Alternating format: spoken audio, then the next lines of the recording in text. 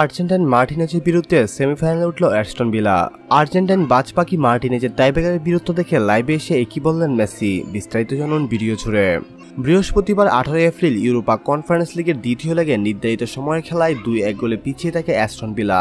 তবে 2 লেগ মিলিয়ে ব্যবধান 3-3 হওয়ায় ম্যাচ করায় টাইব্রেকারে, যেখানে গোলবারের বাজিমাত করেন মার্টিনেজ। আর্জেন্টাইন গোলরক্ষকের নৈপুণ্যে গত কাতার বিশ্বকাপে শিরোপা থেকে বঞ্চিত হয়েছিল ফ্রান্স। তার প্রতি ক্ষোভ ছিল ফরাসি ভক্তদের। লিলের ভক্তরা শুরু থেকে তাকে দুয়োদনি দিয়েছিল।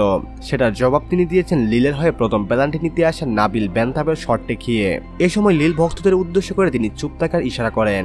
তার ব্যাংকমূলক আচরণে বিরক্ত হয়ে একটা হলুদ কার্ড দেখান ম্যাচ রেফারি, যা ছিল ম্যাচটিতে তার দ্বিতীয় হলুদ কার্ড। কিন্তু এরপরও তাকে মাঠ ছাড়তে হয়নি, কারণ উয়েফার নিয়ম অনুযায়ী নির্ধারিত সময়ের খেলা আর টাইব্রেকারে কার্ড দেখানো আলাদাভাবে গণ্য হবে। ফলে লিলের খেলোয়াড়রা আবেদন করলেও লাভ হয়নি, বরং লিলের হয়ে চতুর্থ পেনাল্টি নিতে আসা বেঞ্জামিন আন্দ্রের শট ঠেকিয়ে ফরাসি ভক্তদের একেবারে